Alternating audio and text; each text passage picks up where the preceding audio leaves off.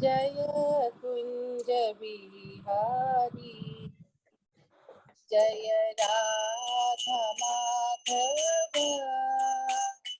जय कुंज बिहारी जय गोपी जन वल्लभ जय गिरिवरधारी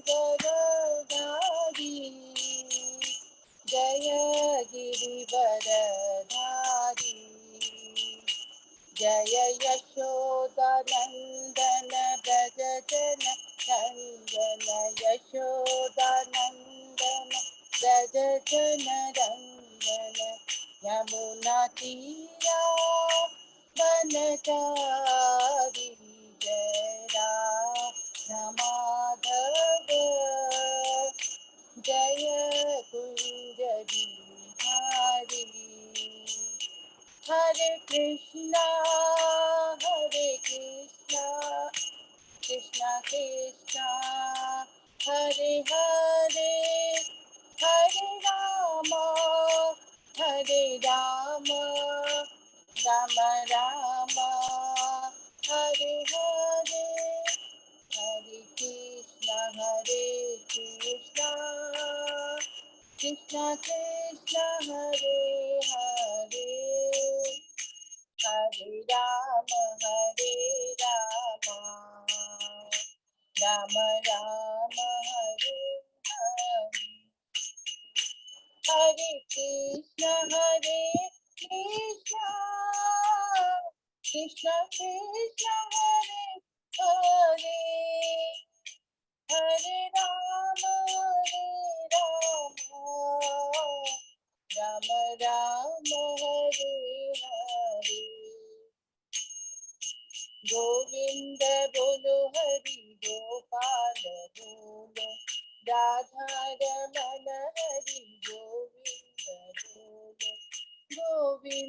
बोलो हरि गोपाल बोलो राधा रमन हरि गोविंद बोलो जय राधा माधव राधे जय राधा श्याम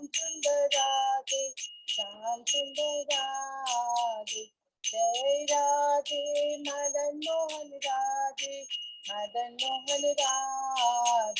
जय राधे राधे हरि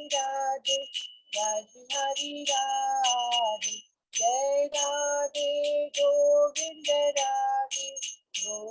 राधे जय जगन्नाथ बलदेवा जय सुभद्रा जय गौरनिताय जय गौरनिताय जय जय प्रभुपाद जय जय गुरुदेव निताई गौर हरि बोल हरिनाम संकीर्तन की जय शीला प्रपात की जय समस्त वैष्णव की जय हरि बोल। बहुत बहुत धन्यवाद शीतला पद्मा देवी दासी माता जी को, सीमा कारीवाल माता जी को बहुत बहुत धन्यवाद बहुत ही सुंदर कीर्तन करने के लिए। फिर से एक बार अजय पद्मा प्रभु को धन्यवाद देंगे। बहुत ही सुंदर विग्रह का दर्शन कराते हैं, बहुत इसी से चेतना एकदम हमारी आनंदमय हो जाता है, चित्त आनंदमय हो जाता है। बहुत बहुत धन्यवाद प्रभु को, भक्तों को, सभी भक्त जिन्होंने कीर्तन में भाग लिए। हरे कृष्ण। अभी प्रभु जी सुबह की शुरुआत इतनी अच्छी होती है। दंडवत प्रणाम प्रभु जी, दंडवत प्रणाम प्रभु जी। हाँ माता जी बिल्कुल बहुत अच्छा जाता है पूरा। हरि बोल। यही तो हरि नाम की कृपा है। बोल हरे कृष्णा। हेमलता माता जी, अब हम लोग मंगलाचरण करते हैं। ओम अज्ञान तिमिरांधस्य ज्ञानांजन शलाकया चक्षुरुन्मीलितं येन तस्मै श्री गुरुवे नमः। श्री चैतन्य मनोविष्टम स्थापितम येन भूतले स्वयं रूप कदा मह्यम ददाति स्वपदान्तिकम् वंदेहम श्री गुरु श्री युगपद कमलम श्री गुरु वैष्णवांच श्री रूपम साग्रजातम सहगना रघुनाथम वितम तम सजीवम स्वादेतम सावभूतम परिजम सहितम कृष्ण चैतन्य देवम श्री राधा कृष्ण पादान सहगना ललिता श्री विशाखा वितांत च नमो विष्णु पादाय कृष्ण प्रेष्ठाय भूतले श्रीमते भक्ति वेदांत स्वामिन इति नामने नमस्ते सरस्वती देवे गौरवाणी प्रचारिणे निर्विशेषा शून्यवादी पाश्चात्य देशधारिणी वांछा कल्पतरुभ्यश्च कृपा सिंधुभ्य एव च पतितानां पावनेभ्यो वैष्णवेभ्यो नमो नमः नमो महावदान्याय कृष्ण प्रेम प्रदायते कृष्णाय कृष्ण चैतन्य नामने गौरत्मिसे नमः हे कृष्ण करुणा सिंधु दीन बंधु जगतपते गोपेश गोपिका कांत राधा कांत नमस्तुते तप्त कांचन गौरांगी राधे वृंदावनेश्वरी विश्वानुसुते देवी प्रणमामि हरिप्रिये नीलांचल निवासाय नित्याय परमात्मने बलभद्र सुभद्रायां जगन्नाथाय ते नमः जय श्री कृष्ण चैतन्य प्रभु नित्यानंद श्री अद्वैत गदाधर श्रीवासादि गौर भक्तवृंद मुखम करोति वाचालम पंगुलंगे गिरिं यत्कृपातमहं वन्दे श्री गुरुमदीनतारिणं परमानंद माधवम श्री चैतन्य ईश्वरम हरे कृष्णा कृष्ण कृष्ण हरे हरे हरे राम राम राम हरे। श्री श्री मंगलाचरण की जय, शिला प्रभुपाद की जय। हरे कृष्णा। आज के इस भागवतम चर्चा अध्ययन में सभी भक्तों का हार्दिक स्वागत है, अभिनंदन है। सभी भक्तों के चरणों में मेरा दंडवत प्रणाम है। हम बहुत ही भाग्यशाली हैं। भगवान गुरु आचार्य साधु भक्तों की असीम कृपा है कि सब लोग मिलकर के श्रीमद् भागवतम की चर्चा कर पा रहे हैं। अभी हम लोग कैंटो 3 के 26वें अध्याय में है। शीर्षक है प्रकृति के मूलभूत सिद्धांत। उसके पहले 25 अध्याय किए, जिसके हम लोग एक बार रिपीट कर दोहराते हैं संक्षेप में। प्रथम 4 अध्याय में है विदुर जी का और उद्धव जी का संवाद, जिसमें विदुर जी प्रश्न करते हैं पहले अध्याय में, और दूसरे 30 अध्याय में उद्धव जी उनका उत्तर देते हैं भगवान के वृंदावन और वृंदावन के बाहर की लीलाओं के बारे में। चौथे अध्याय में दिव्य ज्ञान प्राप्त करना चाहते हैं विदुर, जो कि उद्धव जी बताते हैं, जो उन्होंने स्वयं कृष्ण से प्राप्त किया था। लेकिन उद्धव जी विदुर जी से उम्र में बहुत छोटे हैं, तो उस मर्यादा को रखते हुए उन्होंने खुद ज्ञान नहीं दिया। कहा कि आप मैत्र मुनि के पास चले जाए, जो हरिद्वार में गंगा नदी के तट पर विराजमान। विदुर जी चले जाते हैं मैत्र मुनि के पास। 5वें अध्याय में प्रवेश करते हैं विदुर और मैत्र मुनि का संवाद, जिसमें विदुर के प्रश्न है जीव के कल्याण के बारे में। भगवान का जो भक्त होता है सदैव भगवान के आदेश को सिरोधार्य रख के चलता है। उसकी समस्त चेतना सदैव हमेशा कृष्ण में रहती है। कृष्ण चेतना का मतलब है सदैव कृष्ण के आदेश क्या है वो ध्यान में रखता है। तो क्या वो अपने लिए नहीं प्रश्न करता है, जीव के बाद जीव का कल्याण किसमें होता है उसके लिए प्रश्न करते हैं। वही परीक्षित महाराज कहते हैं कि जीव का कल्याण किसमें है, और फिर भगवान के बारे में बताइए। हरि बोल। उस भगवान जिसने ये सृष्टि की है, किस प्रकार ये 23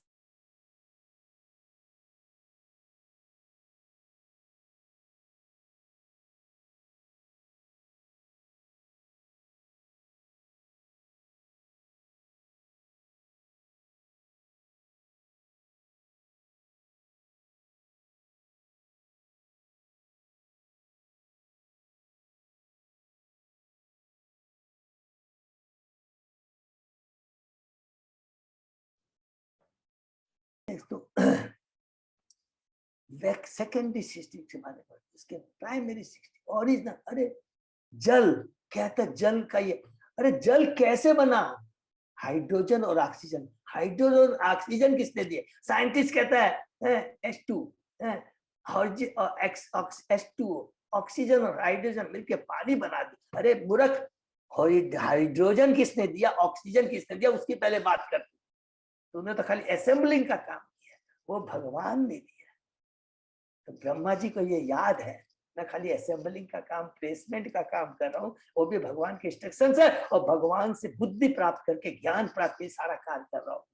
ये हमेशा सबको याद है। तो वो प्राकृतिक सृष्टि 11वें अध्याय में हम प्रवेश करते हैं। परमाणु से काल की गणना, परमाणु से काल गणना, जिसमें समय के बारे में, युगों के बारे में, मनवंतरों के बारे में, काल कल्प के बारे में ब्रह्मा जी के जो एक दिन को कल्प कहते हैं। और पूरे ये जो यूनिवर्स है ये कितना बड़ा है, 4 लाख अरब मील है। और ये जो 5 तत्व किस प्रकार एक परत दूसरे से 10 गुनी मोटी है, इसका आगे डिटेल में डिस्कस। ये वर्णन है 12वें अध्याय में। यहाँ से ब्रह्मा जी की सृष्टि के बारे में वर्णन आता है कि कैसे 5 अविद्या उन्होंने पहले उत्पन्न की, उसके बाद में वो सतोगुण में आते विद्या चेतना में उन्होंने प्रथम चतुष्कुमारों को, फिर रुद्र को। रुद्र क्यों उत्पन्न हुए सब याद रखेंगे। फिर चतुष्कुमारों को कहा था कि तुम सृष्टि करो, कहते मैं सृष्टि नहीं करूंगा, ब्रह्मचारी रहूंगा। गुस्सा हो जाते हैं ब्रह्मा जी, क्रोध से वो रुद्र माने रुद्र का उत्पत्ति होती है। फिर वो अपनी चेतना को नॉर्मल करते हैं। इसके बाद में फिर 10 पुत्र उत्पन्न होते हैं, 9 ऋषि, एक नारद जी, और अंत में एक कपल उत्पन्न होता है, स्वयंभू मनु और शत्रुपा।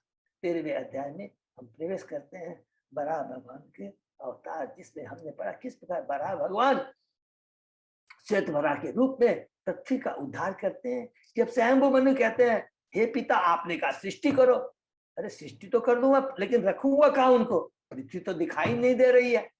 तब भगवान तो बड़े अंतर्यामी है, तुरंत ब्रह्मा जी की नासिका से प्रकट होते हैं और पृथ्वी का उद्धार करते हैं। हरि वो बराह भगवान की जय, श्वेत वराह की जय। और उसके बाद उसी अध्याय में हमने पढ़ा नील बराह, और जिसको रक्त बराह भी कहते हैं, वो किस प्रकार हिरण्याक्ष को बद्ध करके उसको मुक्ति प्रदान करते हैं।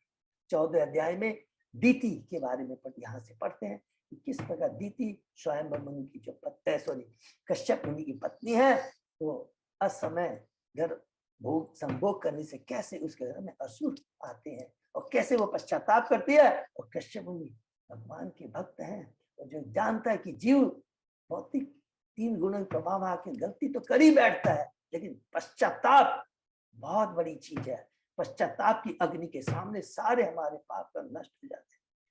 पश्चाताप का मतलब है अपने को समर्पण करना, अपनी गलती का एहसास करना। हम इस भौतिक जगत में आए, गलती कर रहे हैं, I am the proprietor, I am the controller, I am the enjoyer. लेकिन ये दुष्ट चेतना को, अगर कुछ चेतना को हम खत्म सरेंडर हो जाते हैं कृष्ण को, तो हमारा कल्याण होता है। तो यही चीज है। कश्यप मुनि बताते हैं तुम तो परम भक्त, कोई बात नहीं, तुम्हारे जो पुत्र होंगे तो भगवान, असुर जरूर होंगे लेकिन भगवान के द्वारा उनका उद्धार होगा। इतना ही नहीं, प्रहलाद जैसा तुम्हारा पुत्र होगा।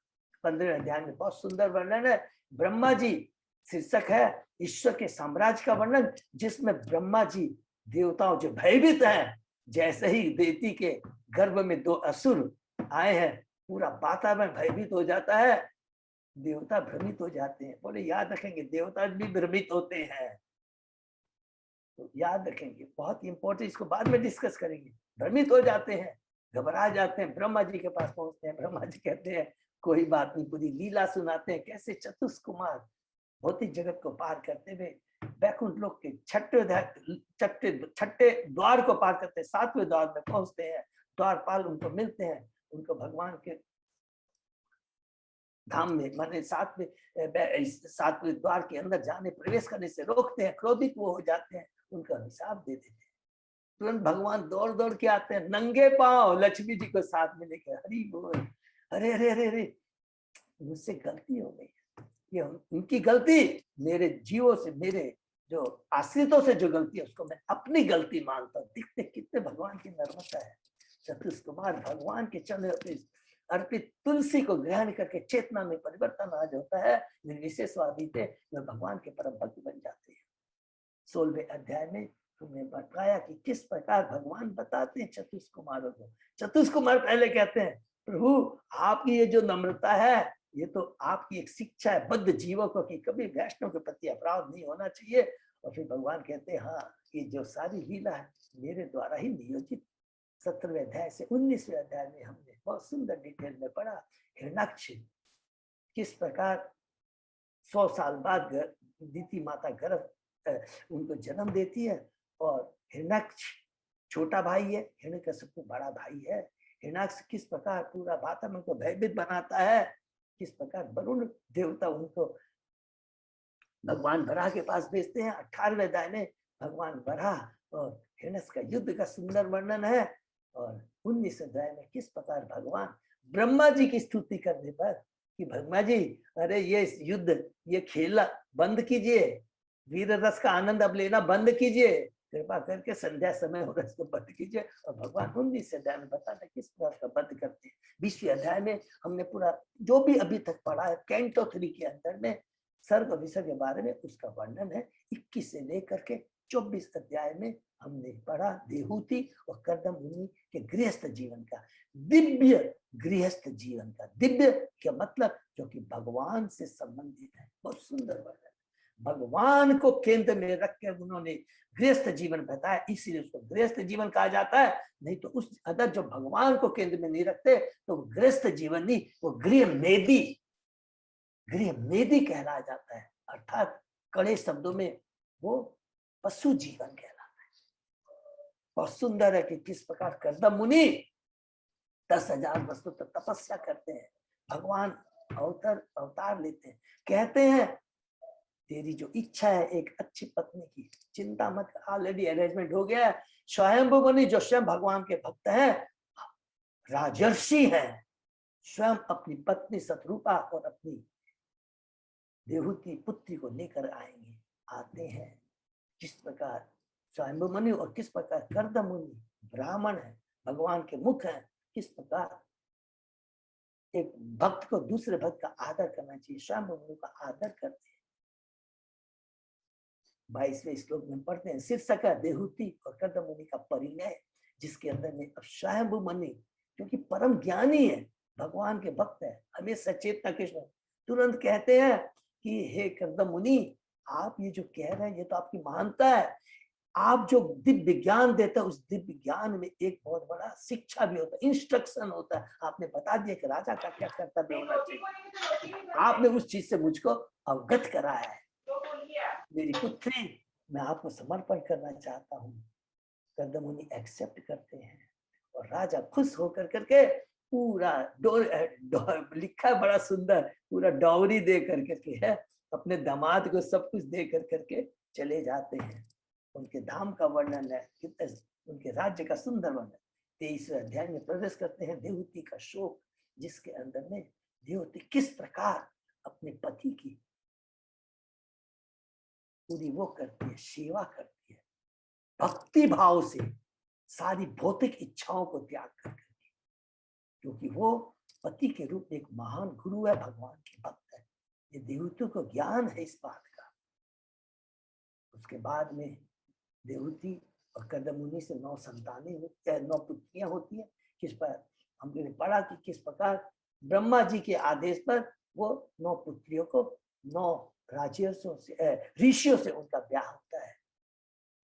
उसके बाद में हमने पढ़ा कि देहूति जब कर्दम मुनि घर छोड़ के चले जाने लगते हैं तो कहती है कि मुझे अभय दान दीजिए, अभय दान दीजिए, अर्थात मुझे शोक मोह से दूर कीजिए। कर्दम मुनि कहते हैं मैं तुम्हें भगवत प्रसाद दूंगा, मींस तुमको वो प्रसाद दूंगा जिससे शोक मोह से मुक्त हो जाएगी, जो बंधन का कारण। उसके बाद में वो कहती है कि जो मनुष्य, देहूति कहती है जो मनुष्य अपने कर्म, ऐसे सत्कर्म किसको बोलते हैं, वास्तविक कर्म, जो कर्म धर्म से हमें नहीं जोड़ सके, भगवान से मेरा क्या, मैं कौन हूं, भगवान से मेरा क्या, उसको न बता सके, वही धर्म है। और वो धर्म जो भौतिक असत्य के प्रति अनासक्ति और सत्य के प्रति आसक्ति उत्पन्न नहीं कर सके तो मनुष्य जीवन बेकार है। ये देहूति के 24वें अध्याय में हम प्रवेश करते हैं, जिसमें शीर्षक है कर्दम मुनि का वैराग्य, कि किस प्रकार कर्दम मुनि देहूति माता को आश्वासन देते हैं तो भगवान की परम भक्तो स्वयं भगवान तुम्हारे पुत्र रूप में आएंगे। फिर ब्रह्मा जी चले आते हैं, कर्दम मुनि को शिक्षा देते हैं, देहूति को कहते हैं कि तुम्हारे जो संशय है, तुम्हारा जो संदेह है, सब कुछ दूर हो जाएगा। भगवान अपने ज्ञान रूपी शस्त्र से तुम्हारी सारी संशय को तुम्हारी काट काट करके छिन्न छिन्न कर देंगे। कर्दम मुनि के बाद भगवान कपिल के पास जाते हैं और कहते हैं मेरा परम सौभाग्य है कि आप जैसे भगवान हम बद्धजीवों के घर में पुत्र के रूप में जन्म लिए। बड़े बड़े योगी भी उसके लिए तरसते रहते हैं।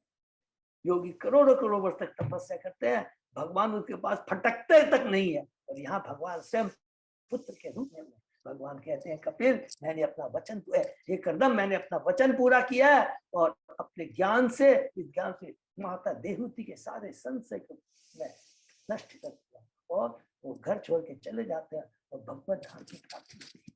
25 अध्याय में प्रवेश करते हैं। बहुत ही सुंदर है भक्ति योग की महिमा, जिसमें शौनक ऋषि किस प्रकार सुंदर से कहते हैं शुद्ध गोस्वामी को, फिर उस अजन्मा अविनाशी जो अपनी अंतरंग से अवतार लेते हैं, जो परम योगी है, परम ज्ञानी है, सभी वेदों के स्वामी है, और जिनकी भक्ति करने से सारी इंद्रियां प्रफुल्लित हो जाती, उसके बारे में बताएंगे। शुद्ध गोस्वामी भी खुश हो जाते हैं क्योंकि प्रश्न भगवान के बारे में है। वो भी परम भक्त है। कहते हैं कि किस प्रकार मैत्र मुनि ने विदुर जी को इस प्रश्न का उत्तर दिया था। शुरू करते हैं मैत्र मुनि विदुर को बताना कि देहूति आती है कपिल भगवान के पास पुत्र है कि मैं अपने इंद्रियों के विक्षुब्ध हो अज्ञान रूपी अंधकार के गर्त में गिर गई हूँ। आप ही मेरे दिव्य नेत्र हैं। बहुत सुंदर बोलती है, मुझे ज्ञान प्रदान कीजिए। कपिल कहते हैं कि यही ज्ञान, ये दिव्य ज्ञान मैंने बहुत सा पहले ऋषि मुनियों को दिया था, वही ज्ञान तुम्हें दूंगा। हमें करना क्या है, हमें अपने मन और इंद्रियों को शुद्ध करना होता है। और सिद्धियों को सिद्ध कैसे कर सकते हैं? एकमात्र भगवान की भक्ति करते हैं। जब तक भक्ति में प्रविष्ट नहीं होंगे, आत्म साक्षात्कार नहीं होगा, तो भक्ति कैसे मिलेगी? स्वरूप सिद्ध व्यक्तियों का संग करने से। स्वरूप सिद्ध व्यक्ति सदैव भगवान का भक्त करते हैं, भक्ति करते हैं, सहनशील होते हैं, दयालु होते हैं और समझते भौतिक आसक्ति से मुक्त रहते हैं। पवित्र पुरुषों के संग करने से जितने भी भौतिक आसक्ति के प्रभाव नष्ट हो जाते हैं।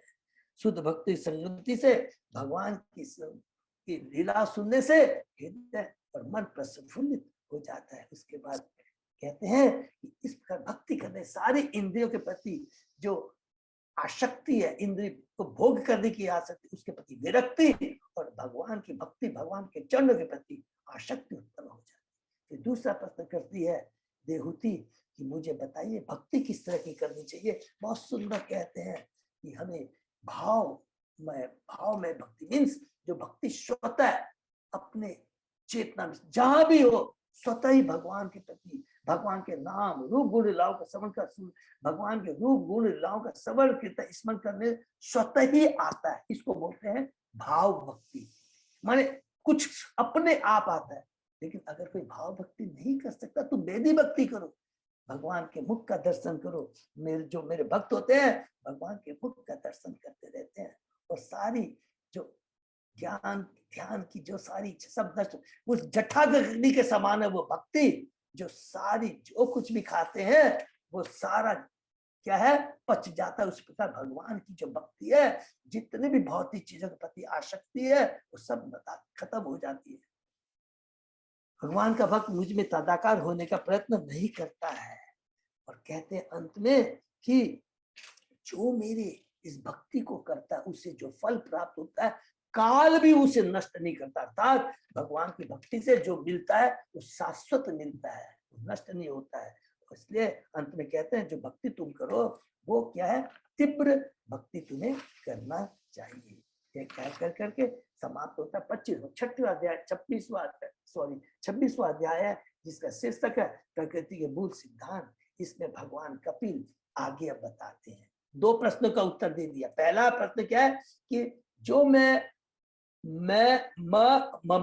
और मेरी की जो दुश्चिंता से मैं ग्रसित हूं, तो कहा भक्ति करो। फिर कहते हैं भक्ति कैसी करनी चाहिए, पूरी भाव में तीव्र भक्ति करनी चाहिए। 2। अब तीसरा आगे बढ़ते हैं।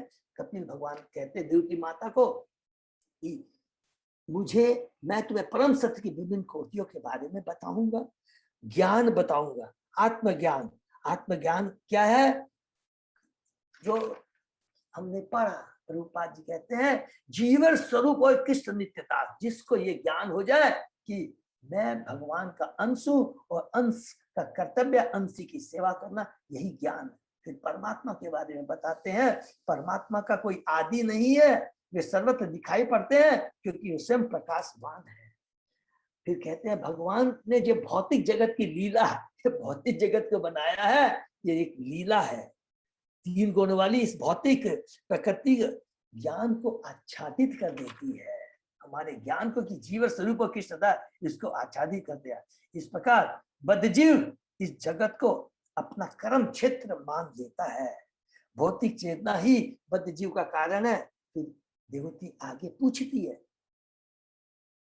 मुझे परम पुरुष और उनकी प्रकृति के लक्षण क्या है, उसके बारे में बताइए। ये दूसरा आगे प्रश्न करते तो भगवान कहते हैं प्रकृति की अप्रकट अवस्था। अब यहाँ जो हमने कल पढ़ा, बहुत देखिए थोड़ा सा टेक्निकल है, इसको रिपीट करेंगे, जिसको नहीं समझ जरूर पूछेंगे। प्रकृति शाश्वत हमने पढ़ा, ईश्वर जीव प्रकृति, काल शाश्वत और कर्म। प्रकृति जब अप्रकट अवस्था में रहती है उसको प्रधान बोलते हैं, और जब प्रकृति प्रकट अवस्था में आती है तो उसको महत्त्व बोलते हैं। अर्थात प्रधान भी शाश्वत हो गया, प्रकृति भी महत्त्व भी शाश्वत, क्योंकि प्रकृति शाश्वत है। खाली जब अप्रकट अवस्था में रहती है उसको प्रधान कहते हैं, और जब प्रकट अवस्था में होती है उसको महत्त्व कहते हैं। हमने मिल्क का उदाहरण दिया था कि मिल्क में सारे तत्व विद्यमान है, उससे दूध, मक्खन, घी, हर तरह की पकवान बन सकते हैं, मिठाई बन सकती है, ठीक है। उसके बाद में हमने पढ़ा वो थोड़ा सा टेक्निक, जब निर्विशेषवादी का समझ में आ गया कि उनको कहते हैं कि वो प्रधान है, वो क्योंकि उसमें कुछ दिखाई तो देता नहीं है, अप्रकट है, वो निर्विशेष है। और आप देखिए ना, वही प्रधान जब प्रकट होता है अर्थात भौतिक जगत में दिखाई देता है, उसी से तो आया है। अर्थात वास्तव में भगवान निर्विशेष है, प्रधान के रूप में है। वो तो खाली भौतिक जगत में दिखाई देते हैं, और जब ये भौतिक जगत से वो जीव, चाहे कुत्ता हो या बिल्ली, जब वापस चला जाता तो वही शून्य में मिल जाता, अप्रकट में मिल जाता, अप्रकट हो जाता। इस तरह की बेकार की बातें करते हैं। तो कहते हैं, इसके बाद में कहते हैं आगे हम लोगों ने पढ़ा प्रधान से 24 तत्व छिपे रहते हैं। तो प्रधान क्लियर हो गया, उसमें 24 तत्व रहते हैं, 5 स्थूल तत्व, 5 सूक्ष्म, 4 अंतःकरण, दैट इज मन, बुद्धि, अहंकार और चित्त, और 5 कर्मेंद्रियां। प्रभुपाद जी कहते हैं जब शुद्ध चेतना भौतिक कर्म से दूषित हो जाती है और अध्यात्म बुद्धि प्रदान हो जाता है, तो कहा जाता है कि मनुष्य अहंकार के वशीभूत है। चेतना आत्मा का लक्षण है।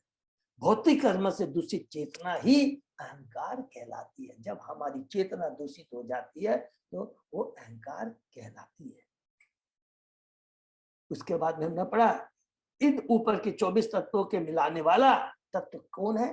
काल है, जिसे 25वां तत्व कहा जाता है। प्रभुपाद जी कहते हैं जब ब्रह्म को सतो रजो तमो गुण जो प्रधान में इनएक्टिव रहते हैं तो भौतिक विस्तार होता है। कैसे?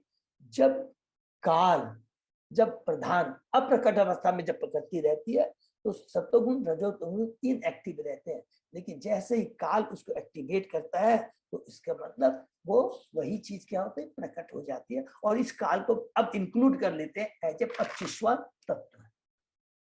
फिर प्रभुपाद जी कहते हैं, भगवान कपिल कहते हैं सॉरी, यह काल मोहित आत्मा के अहंकार के कारण मृत्यु का भय उत्पन्न करता है। हरि बोल। देखिए काल 2 चीज करता है। पहला चीज तो अभी भय का उत्पन्न करता है। भय क्यों उत्पन्न करता है? क्योंकि जब जीव की चेतना कलुषित होती है, कलुषित चेतना क्या? मैं शरीर नहीं, मैं आत्मा नहीं, मैं स्वरूप, मेरा शरीर, तो उसको भय रहता है मृत्यु का। अरे मृत्यु, आत्मा तो शाश्वत है, ये तो पंच तत्व से बना शरीर ही तुमको त्यागना पड़ता है। लेकिन जिसको यह ज्ञान रहता है वो निर्भय हो जाता है, जिसको ज्ञान नहीं रहता है वो भय से ग्रसित होता है। उसके बाद में कहते हैं काल का दूसरा लक्षण यह है कि वह तीनों गुणों को एक्टिव करके सृष्टि आरंभ करता है। तो काल के 2 काम हो गए। जो बद्ध जीव है उसमें भय उत्पन्न करता है, लेकिन जो भगवान का जो भक्त होता है, काल उसके लिए भय उत्पन्न नहीं करता है।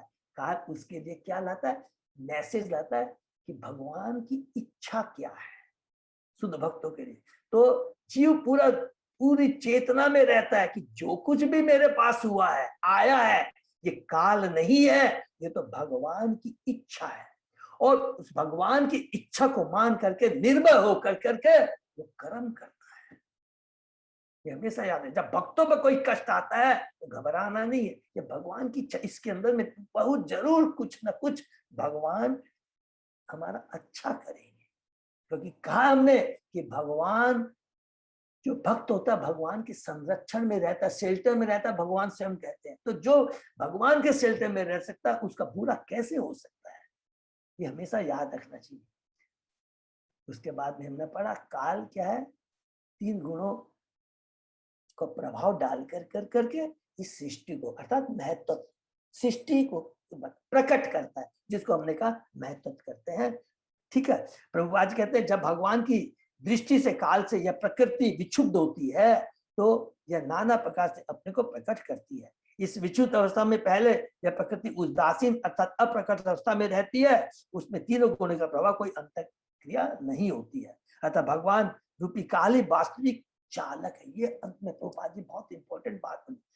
ये जो अप्रकट हुआ है ये काल से हुआ, तो रियल जो प्रकृति, जो दृष्टि हमें दिखाई दी है, अब प्रकट हुई है, इसके पीछे चालक कौन है, रियल कौन है? वो काल है। और काल कौन है? भगवान की शक्ति है, स्वयं भगवान काल है। ठीक है, तो एग्जाम्पल देते हैं, जिस प्रकार कोई स्त्री पुरुष के गर्भाधान किए बिना संतान उत्पन्न नहीं कर सकता, उसी प्रकार यह प्रकृति काल रूप भगवान से गर्भाधान किए बिना कुछ भी उत्पन्न नहीं कर सकती है। लास्ट में हमने पढ़ा, फिर भगवान, लास्ट जो श्लोक कल हमने पढ़ा, फिर भगवान अपनी शक्तियों का प्रदर्शन करते हुए अपने आप को भीतर से परमात्मा रूप में और बाहर से काल रूप में रखकर विभिन्न तत्वों का संबंध रखा। बहुत सुंदर श्लोक है। इसमें कहते कि भगवान जो है ना, बाहर से तो तुमको काल के रूप में लगता है, भीतर से परमात्मा के रूप में रहते हैं और हमारे कर्तव्य के साक्षी रहते हैं। देखते हैं कौन भोगता है, हम भौतिक भोग में भोग रहते हैं, भगवान परमात्मा रूप में देखते रहे, हमें इंडिकेशन देता है हर चीज। जब भी हम कोई गलत कार्य करेंगे, कोई भी जितना भी हो मनुष्य अगर वो है, तो एक बार उसकी आत्मा बोलती है कि हे जीव ये तो गलत करता है। लेकिन 3 गुणों के प्रभाव में आकर के भगवान के इंस्ट्रक्शन को हम लोग अनसुना कर करके अपने मन से कार्य कर करके इस जीवन में कष्ट पाते थे। तो परमात्मा रूप में वो हमेशा हमें करते। तो 2 काम करते परमात्मा रूप में, एक तुमको इंस्ट्रक्शन देते हैं, हमारे का साक्षी है, और अनुमंता मानो आपको बताते भी रहते हैं क्या सही है या गलत है। और तुम्हारी गलत काम करने की इच्छा है तो उसका भी अरेंजमेंट कर देते हैं, अच्छा काम करने की इच्छा है उसका भी अरेंजमेंट। तो वो भगवान है, क्या है? साक्षी। लेकिन अल्प स्वतंत्रता अपने मन से कोई नहीं कर सकता, परमात्मा ही सारी व्यवस्था करता है, ये ध्यान रखिए। अतः परमात्मा को भी प्रभुपाद जी कहते हैं, इसको 26वां तत्व माना गया। तो हमने 24 पढ़ा, उसके बाद 25वां काल और 26वां हुआ परमात्मा। यहाँ तक पढ़ा है हमने। पढ़ा कि अब सृष्टि हो रही है, उसको क्या बोला, उसके आगे पढ़ेंगे कौन आएगा। एक सिंपल महत्व आएगा, महत्व जो प्रकट अवस्था है प्रकृति की। क्लियर है सबको? तो हम लोग पढ़ते आगे। ओम नमो भगवते वासुदेवाय, ओम नमो भगवते वासुदेवाय, ओम नमो भगवते वासुदेवाय। नारायण नमस्कृत्य नरं चैव नरोत्तमं देवी सरस्वती व्यासं ततो जयम् उदीरयेत्।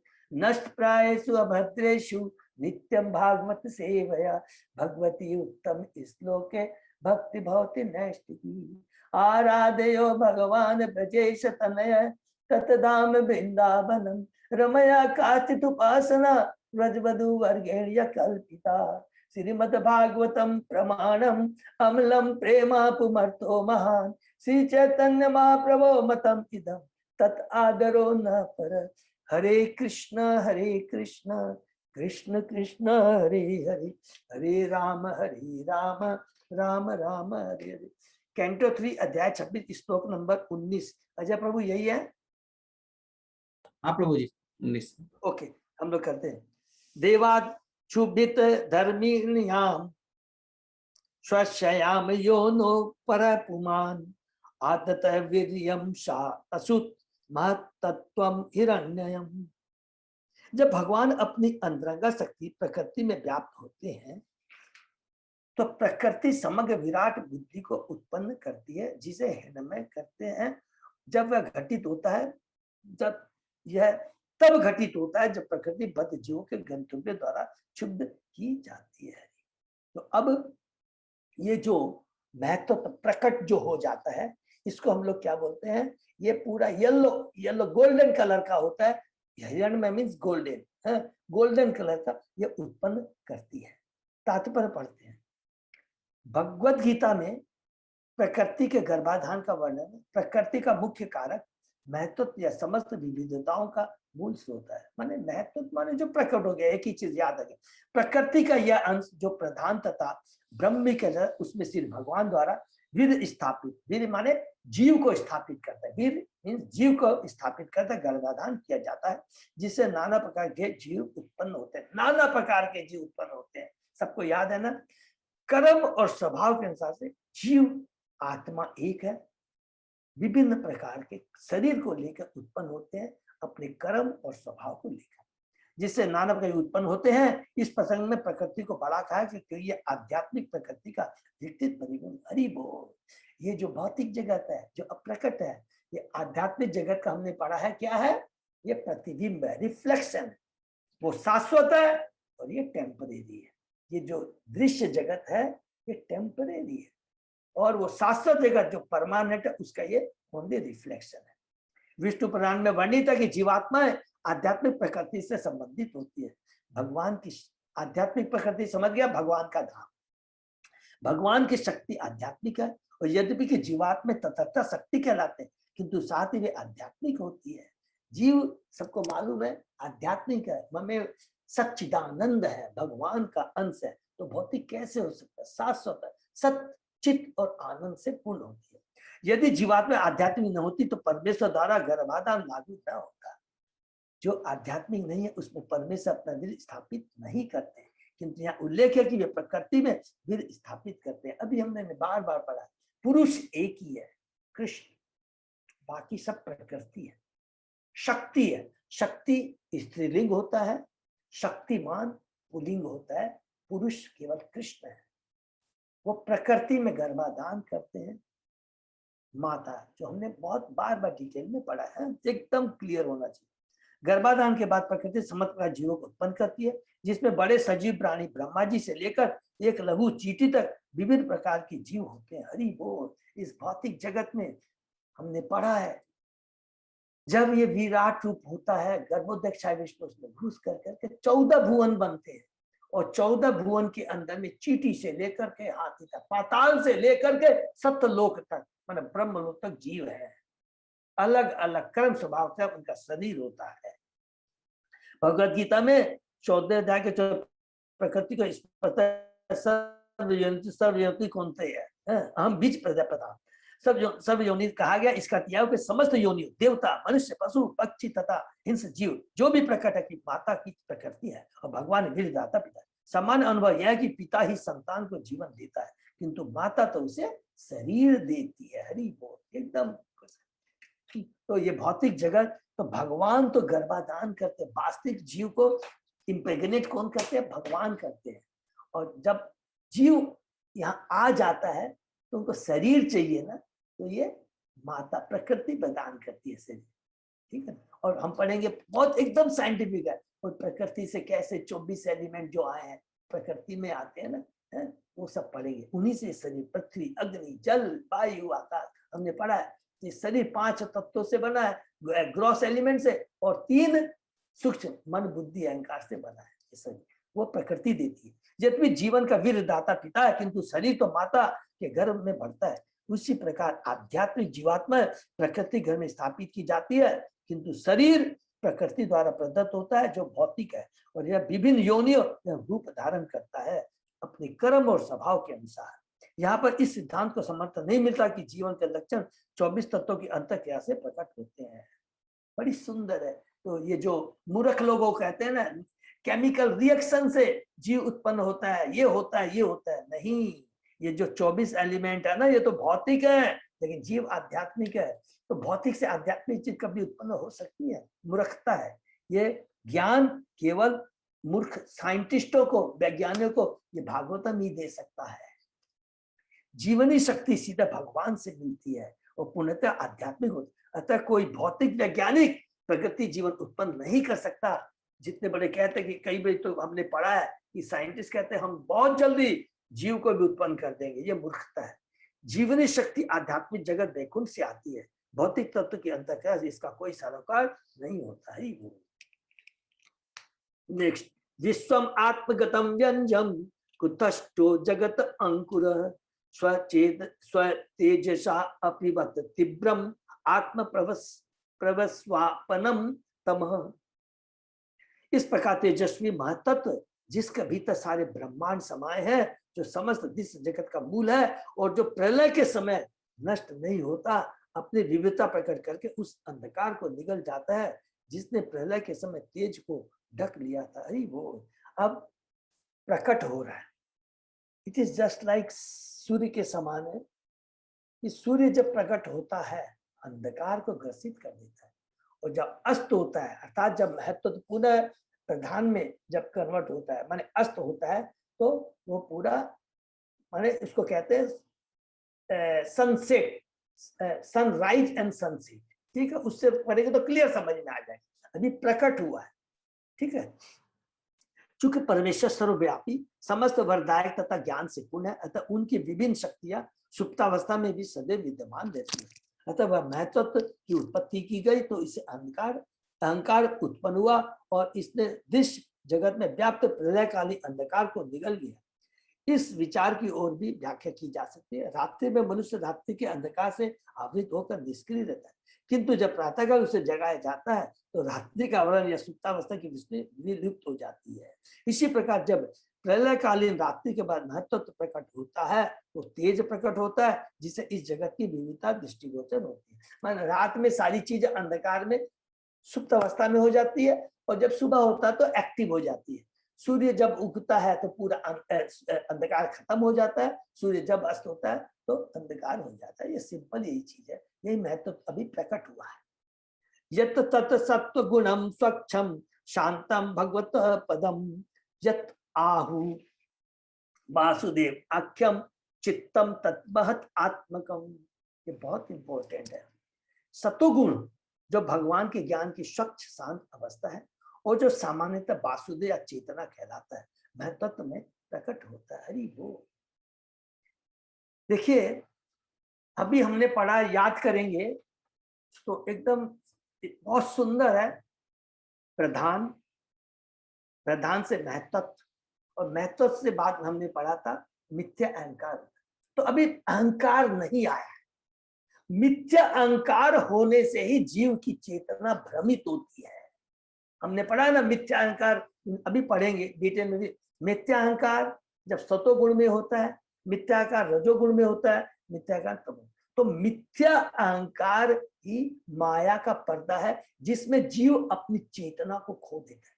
लेकिन उसके पहले हमारी चेतना कौन सी अवस्था में रहती है? शुद्ध चेतना वासुदेव अवस्था में रहती है, और उस समय उसको ज्ञान रहता है। याद रखेंगे, वो शुद्ध चेतना होती है, उसकी कॉन्शियसनेस प्योर होती है, और उस समय जो चेतना होती है उसको वासुदेव अवस्था कहते हैं, माने प्योर कॉन्शियसनेस। वासुदेव प्राकट अथवा भगवान के ज्ञान की अवस्था शुद्ध सत्व कहलाती है। शुद्ध सत्व अवस्था में अन्य गुणों यथा रजो तथा तमो गुणों का उल्लंघन नहीं होता। वैदिक ग्रंथों में भगवान का विस्तार 4 पुरुषों में बताया गया है। वासुदेव हमने पढ़ा है, सबको याद है ना? चतुर है, प्रथम और द्वितीय, क्या बोलता? चतुर्भुज ना, चतुर्भुज ना प्रभु, प्रथम चतुर्भुज, हाँ करेक्ट, चतुर्भुज, या सॉरी, चतुर्भुज प्रथम और द्वितीय चतुर्भुज भगवान श्री कृष्ण है। उसके बाद में बलराम, उनका प्रकाश से एक्सपांशन। फिर बलराम से प्रथम चतुर्व्यूह क्या क्या हमने पढ़ा था? वासुदेव, संकर्षण, प्रद्युम्न और अनिरुद्ध। फिर उस मूल संकर्षण से किनका एक्सपांशन होता है? नारायण। फिर उस नारायण से दूसरा चतुर्व्यूह बनता है जिसको बोलते हैं महासंकर्षण। ठीक है, मूल संकर्षण से महासंकर्षण, फिर महासंकर्षण से कौन सा आता है? कालोदक्षाई विष्णु। तो सब याद रखेंगे, रिपीट, क्लियर है ना? तो यही चार है।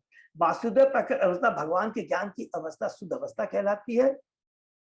शुद्ध अवस्था, शुद्ध सत्व अवस्था में अन्य गुणों यथा रजो तथा तमो का उल्लंघन नहीं होता। वैदिक ग्रंथों में भगवान का विस्तार चार पुरुषों में बताया गया, वासुदेव, संकर्षण, प्रद्युम्न तथा अनिरुद्ध। यहाँ पर महत्त्व के प्राकट्य में भगवान के चारों विस्तार रहते हैं। इनमें से जो परमात्मा के रूप में भीतर स्थित है वह सबसे पहले वासुदेव के रूप में विस्तार करता है। वासुदेव अवस्था भौतिक इच्छाओं के उल्लंघन से मुक्त है, तीन गुणों से मुक्त, और वह यह अवस्था जिसमें कोई भी भगवान को समझ सकता है। शुद्ध सत्व गुण में चेतना कलुषित नहीं होती। यह वह लक्ष्य जिसे भगवद गीता में अद्भुत कहा गया है। महत्व का यह अन्य लक्षण। वासुदेव विस्तार को कृष्ण चेतना भावनान्वित भी कहते हैं, इसको नोट कर लेंगे।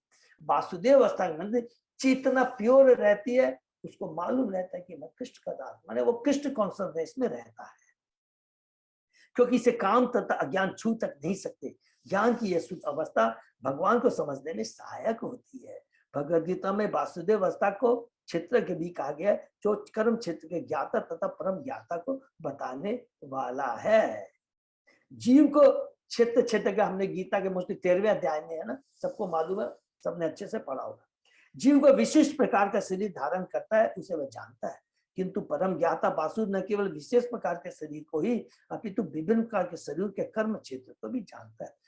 स्वच्छ चेतना या कृष्ण चेतना प्राप्त करने के लिए मनुष्य को वासुदेव की पूजा करनी होती है। हरि बोल।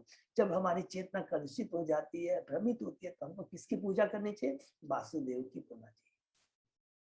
जो हम लोगों ने पढ़ेंगे वो भी आगे बढ़ेंगे। वासुदेव, जब हम लोग की चेतना थोड़ी होती है। संकर्षण, जब हमें मिथ्या अहंकार से हमको बचना है। अनिरुद्ध, जब हमारा माइंड थोड़ा डिस्टर्ब होता है तो अनिरुद्ध भगवान की प्रार्थना करनी चाहिए। और जब बुद्धि इधर उधर गड़बड़ा जाती है तो प्रद्युम्न, भगवान प्रद्युम्न की प्रार्थना करनी चाहिए। They are for worshipping God. ठीक है। जब कृष्ण या विष्णु अकेले होते हैं, उनके साथ वासुदेव एकाकी कृष्ण है। जब कृष्ण या विष्णु अकेले होते हैं, उनके साथ उनकी अंतर शक्ति नहीं रहती तो वे वासुदेव होते हैं, किंतु जब वे अपनी अंतर शक्ति के साथ होते हैं तो द्वारकाधीश कहलाते हैं। शुद्ध चेतना या कृष्ण चेतना पाने के लिए मनुष्य को वासुदेव की पूजा करनी होती है। भगवद गीता में इसका भी उल्लेख है। अनेकानेक जन्मों के बाद मनुष्य वासुदेव की शरण में आता है। बहुत सिंपल है, हम लोग ने गीता में पढ़ा। जब भगवान की भक्ति कर करके जो भौतिक आसक्ति खत्म हो जाती है, तो जब तीन गुणों से जब जीव ऊपर आ जाता है तो उसको कहते हैं आध्यात्मिक रूप से मुक्त अवस्था में विमुक्ति। उस समय वो वासुदेव अवस्था में रहता, माने तीन गुणों से ऊपर रहता है। ऐसा महात्मा अत्यंत विरल है। अहंकार से मुक्ति पाने के लिए संकर्षण की पूजा करनी होती है। संकर्षण की पूजा शिव जी के माध्यम से की जाती है। शिव जी के शरीर में लिपटे रहने वाले सब संकर्षण के ही रूप है। हम लोग पढ़ेंगे, संकर्षण का ही रूप है। अनंत शेष। और जो कोई संकर्षण के भक्त रूप में शिव जी की पूजा करता है वह अहंकार से मुक्त हो जाता है। देखिए कितनी बड़ी बात लिखा है। जो कोई संकर्षण के भक्त रूप में शिव जी की पूजा करता है, तो शिव जी को जो भक्ति के भाव से पूजा करता है, शिव जी यद्यपि तमोगुण के देवता हैं, तमोगुण लोगी को कंट्रोल करने के लिए आते हैं, लेकिन वो वास्तव में भगवान के परम भक्त है, जो बुद्धिमान होता है। तो शिव जी के जब भी मंदिर में जाता है तो किसलिए पूजा करता है? हे शिव, हे परम वैष्णव। मुझे शेषनाग की पूजा करते हैं ना इसमें, संकर्षण। हाँ, संकर्षण। तो हे शिव, हे संकर्षण भगवान, जिस आप हमें इस भौतिक जगत से, माने मुझे अपनी भगवान की भक्ति प्रदान करें।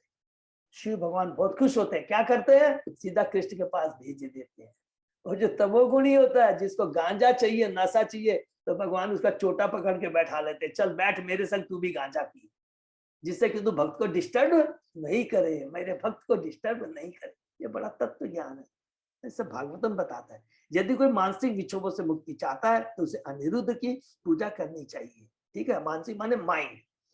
वैदिक साहित्य में इसके लिए चंद्रमा की पूजा की भी संतुति की है। इसी प्रकार अपनी बुद्धि में स्थित रहने के लिए मनुष्य को प्रद्युम्न की पूजा करनी है, माने इंटेलिजेंट, जिन्हें ब्रह्मा की पूजा द्वारा प्राप्त किया जा सकता है। ये बातें वैदिक ग्रंथों में बताई गई है, ये जस्ट सिंपली बताई है। तो हम तो सीधा भगवान श्री कृष्ण की पूजा करते हैं, भक्ति करते हैं, उसमें सब कुछ इंक्लूड है, क्योंकि ये सब भगवान की एक्सपांशन है। ठीक है, नेक्स्ट।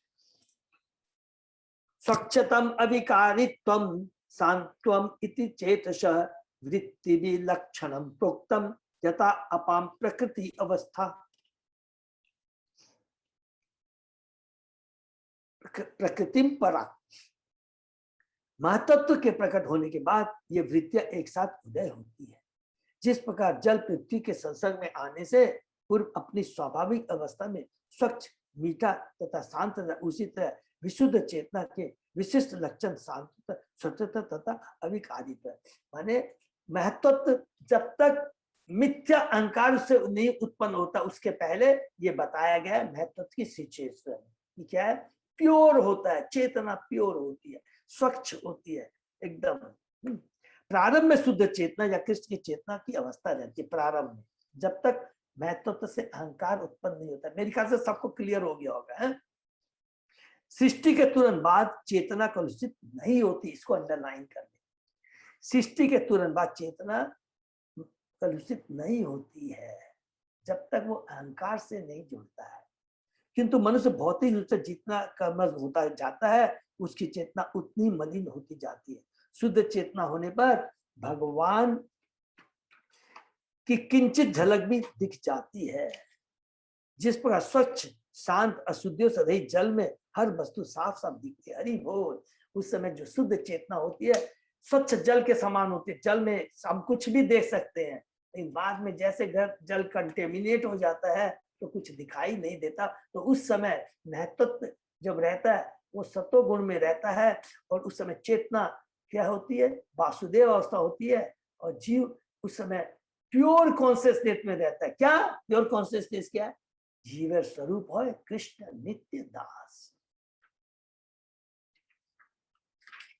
उसी तरह शुद्ध चेतना कृष्ण चेतना में वस्तुएं अपने वास्तविक में दिखती है। मनुष्य भगवान की झलक देख सकता है और अस्तित्व को भी देख सकता है। अपने अस्तित्व, हमारा अस्तित्व क्या है? जीव स्वरूप है कृष्ण नित्य सच्चिदानंद, मेरा स्वरूप है सच्चिदानंद, जीव स्वरूप कृष्ण। चेतना की यह अवस्था अत्यंत सुहावनी, पारदर्शी तथा शांत होती है। प्रारंभ में चेतना शुद्ध रहती है। अब महत्त्व के बाद, शुद्ध चेतना के बाद हमने क्या पढ़ा? मिथ्या अहंकार उत्पन्न होता है। तो इसके महत्त्वाद विकुर्वाणात् भगवत वीर्य संभवात् क्रिया शक्ति अहंकार त्रिविध समपद्यतः वैकारिक तेजस च तामस च यतो भव मनुष्यो च इंद्रियाणां च भूतानां महताम अपि। महत्त्व से अहंकार उत्पन्न होता है। ठीक है, एक एक चीज हम लोग जाने, ऑलरेडी हम लोग पढ़ चुके हैं। अभी एनालिटिकल स्टडी है, क्योंकि कपिल भगवान एनालिटिकल है, स्टडी कर बता रहे हैं। महत्त्व से अहंकार उत्पन्न होता है जो भगवान की निजी शक्ति से उद्भूत है। अहंकार में मुख्य रूप से 3 प्रकार की क्रिया शक्तियां होती है, सत्व, रजत, तम। इन्हीं 3 प्रकार के अहंकार से मन, ज्ञानेंद्रिय, कर्मेंद्रिय तथा स्थूल तत्व उत्पन्न हुए। ये एकदम सबको क्लियर है ना? हमने पढ़ा था क्या? प्रधान से महत्त्व। प्रधान किसको बोलते हैं? जो प्रकृति जब अप्रकट अवस्था में होती है, महत्त्व जब प्रकट अवस्था में होती है। और जब महत्त्व होता है उस समय मिथ्या अहंकार नहीं रहता है, इसलिए चेतना प्योर होती है, कृष्ण कॉन्सेप्ट। जैसे ही महत्त्व मिथ्या अहंकार में जाता है तो महत्व, हमने पढ़ा था, अब मिथ्या अहंकार सतोगुण में जब होता है, और जब रजोगुण में होता है, और जब तमोगुण में होता है। सतोगुण में जब होता है तो हमने पढ़ा था क्या? ज्ञान शक्ति। ज्ञान शक्ति से क्या क्या उत्पन्न होते हैं? माइंड और 10 सेंस देवता। जब मिथ्या अहंकार रजोगुण में होता है तो हमने पढ़ा था क्या क्या उससे उत्पन्न होते हैं? प्राण, इंटेलिजेंस माने बुद्धि, 5 कर्मेंद्रिय और 5 ज्ञानेंद्रिय।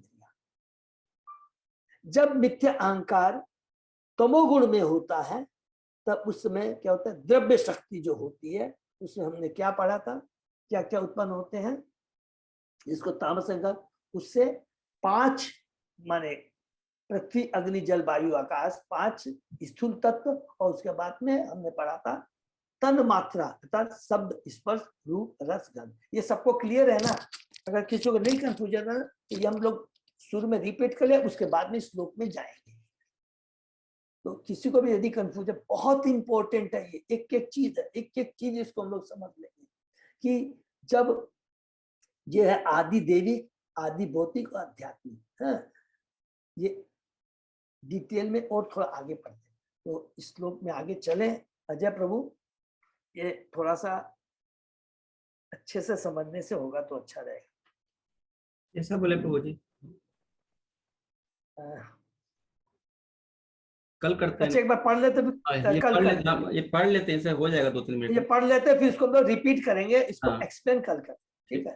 तो अब हम लोग महत्व से किस में आ गए? मिथ्या अहंकार में आ गए। ये जो मिथ्या अहंकार है, सारे जो जीव के जो बंधन का कारण है, यही से होता है। मिथ्या अहंकार जब सत्वगुण में होता है, रजोगुण में होता है, तमोगुण में होता है, यही 3 चीज से क्या चीज होती है? I am the proprietor, number 1। जब वो तमोगुण में होता है, आई एम द प्रोप्राइटर माने जो इससे 5 तो निकलता है ना, पृथ्वी, जल, I am the controller, sense देवता। अरे सेंस देवता कंट्रोलर है, तुम कंट्रोलर नहीं। आई एम द इंजॉयर, ये मेरी कर्मेंद्रिया, ज्ञानेंद्रिया इंजॉय करेगी। बहुत सूक्ष्म ज्ञान है, इसको अच्छे से समझेगी। तो कल एक बार तात्पर्य पढ़ लेते हैं। प्रारंभ में चेतना या शुद्ध कृष्ण चेतना अवस्था से पहला कलमश उत्पन्न हुआ। यह अहंकार या अध्यात्म बुद्ध कहलाया। जीवात्मा कृष्ण चेतना की स्वाभाविक स्थिति में रहता है, किंतु उसे थोड़ी ही छूट स्वाधीनता प्राप्त रहती है, जिससे वह कृष्ण को भूल जाता है। प्रारंभ में शुद्ध कृष्ण चेतना रहती है, माने वासुदेव अवस्था में रहती है, महत्व तक, किंतु इस थोड़ी सी स्वाधीनता के दुरुपयोग से कृष्ण के भूलने की संभावना बनी रहती है।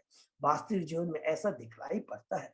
ऐसे अनेक उदाहरण मिलते हैं जिसमें कोई कृष्ण चेतना में कर्म करते हुए सहसा बदल जाता है। इसलिए उपसंहरण का कहता है कि आत्मचरण का मार्ग छुरों की तेज धार के समान है। यह उदाहरण अत्यंत उपयुक्त है। तेज छुरे से दाढ़ी अच्छी बनती है, किंतु जरा भी ध्यान इधर उधर हुआ नहीं कि गाल कट जाता है। हरी बोल, ये जरा इधर उधर नहीं हुआ कि मिथ्या अहंकार रजोगुण तमोगुण तुम्हें जकड़ लेता है। मनुष्य को न केवल शुद्ध कृष्ण चेतना तक पहुंचना है, अपितु उसे अत्यंत सतर्क भी रहना है। हमारी भक्ति लता, जो हमने भक्ति का बीज बोया है, ये बढ़ता रहना चाहिए। इस भक्ति तो इसके लिए क्या है? बहुत बच के रहना है कि भक्तों 3 गुणों के रूपी ये बकरी है ना, बकरी, ये हमारी ये भक्ति की लता को खा नहीं जाए, इसलिए उसको बेड़ा बनाना होता है। उस लता के पीछे बेड़ा किसका? भक्तों का बेड़ा बना के रखेंगे तो बकरी रूपी ये माया हमें हमारे इस भक्ति लता रूपी जो वृक्ष को नष्ट नहीं कर दे। मनुष्य को न केवल शुद्ध चेतना पहुंचा, अपितु से अत्यंत सतर्क भी रहना पड़ता है। तनिक भी असावधानी से पतन हो सकता है। इस पतन का कारण अहंकार होता है। शुद्ध चेतना की दशा से अहंकार का जन्म स्वाधीनता के दुरुपयोग से होता है। हम ये तर्क नहीं कर सकते कि शुद्ध चेतना से किस पर अहंकार का उदय होता है। वास्तविकता यह है कि ऐसा होते ही सदैव ऐसा होने की सदैव संभावना रहती है। अतः मनुष्य को सदैव सतर्क रहना होता है। समस्त भौतिक कार्यकलापों का मूल सिद्धांत अहंकार है। ये कार्य भौतिक गुणों में उत्पन्न संपन्न होते हैं। जो ही मनुष्य शुद्ध कृष्ण चेतना से विचलित होता है कि भौतिक कार्यों में वह उलझता चला जाता है। भौतिकवाद का बंधन मन है और इस मन से इंद्रिया प्रकट होती है। माने इसी से ही इस जैसे मिथ्यांकार आता है, ये हमने पढ़ा है, ये जो 24 एलिमेंट है ये उत्पन्न होते हैं, ये मिथ्या अहंकार का प्रकट है। इसको हम लोग आगे पढ़ेंगे। हरे कृष्णा। तो बहुत ये सुंदर है, भगवान से संबंधित है। इसको याद, ये जो भौतिक नहीं है, जो भी हम डिस्कशन कर रहे हैं ये प्योर आध्यात्मिक है। क्यों? ये भगवान से संबंधित एक एक साइंटिफिक वे में बताया। अगर यहाँ पर देखिए एक साइंटिस्ट को बैठा दिया जाए तो भुच्चक्का रह जाएगा, सोच भी नहीं सकता इस चीज को कि भागवतम में इतना दिव्य ज्ञान भरा, एक एक चीज में खाली जो भी हम पढ़ रहे हैं पूरा ज्ञान है, दिव्य ज्ञान है, भगवान से संबंधित है और जीवों के लिए एक इंस्ट्रक्शन है, शिक्षा, इंफॉर्मेटिव एंड इंफॉर्मेशन और एक शिक्षा है। जो कुछ है भगवान है और भगवान की उत्पत्ति है और ये भगवान के द्वारा ही ये भौतिक जगत बना है। क्यों बना है? इसके कारण हम हैं, हम भोगना चाहते हैं, हम एंजॉय करना चाहते हैं। हरे कृष्ण। तो अब हरे कृष्ण। आगे कल पढ़ते हैं। नेक्स्ट। दंडवत हरे प्रणाम कृष्ण प्रभु जी। प्रभु जी। हरे कृष्ण। हाँ माता जी बोलिए माता जी। हाँ, ये है ना अनिरुद्ध है और है ना ये प्रद्युम्न प्रद्युमन है और है ना ये प्रद्युम्न। श्री संकर्षण है। इनकी पूजा नहीं कर, डायरेक्ट भगवान की पूजा करें तो अपन को चंद्रमा की और की पूजा करने की दरकारी क्या है प्रभु जी? हाँ, माता बस यही बोलना चाहते हैं। एक्चुअली देखिए एक बात बताऊं आपको, बहुत चीज हाँ। समझेंगे कि सब चीज भगवान से उत्पन्न है। अब आपको हमको देख सबके नहीं, तो यहाँ भगवान ने क्या है कि इसलिए चेतन महाप्रभु ने एक ही चीज कह दिया है कि ज्यादा इधर में नहीं जाकर के सिंपली तुमको क्या कि हम लोग ने पढ़ा था ना भगवान मतलब जो हरि कृष्ण के हाँ हरि नाम 2000 रुपया का नोट है, उसके अंदर में सब कुछ आ जाएगा। उससे 500 रुपया भी खुजरा कराएंगे तो 500 भी मिल जाएगा, 100 का भी मिल जाएगा, 10 का भी, 20 का भी, सारे सिक्के मिल जाएंगे। तो आपने 2000 नोट की पूजा कीजिए ना, खत्म हुआ। हरे कृष्ण। हरे कृष्ण। हरि बोल। हरि बोल। हरि बोल। हरि बोल। यही पे विराम देते हैं, ठीक है। अजय प्रभु और कोई हरि दंडवत प्रणाम माता जी। अजय प्रभु कोई अनाउंसमेंट है प्रभु? नहीं प्रभु जी, तो इसको यही विराम देते हैं। ठीक है, ये पे विराम देते हैं, ठीक है। हरे कृष्णा प्रभु जी। हरे कृष्ण। दंडवत प्रणाम। हरे कृष्ण। धन्यवाद। तो आकर से सभी विराम करते हैं, फिर सोमवार को सुबह 7 बजे मिलते हैं। हरे कृष्ण।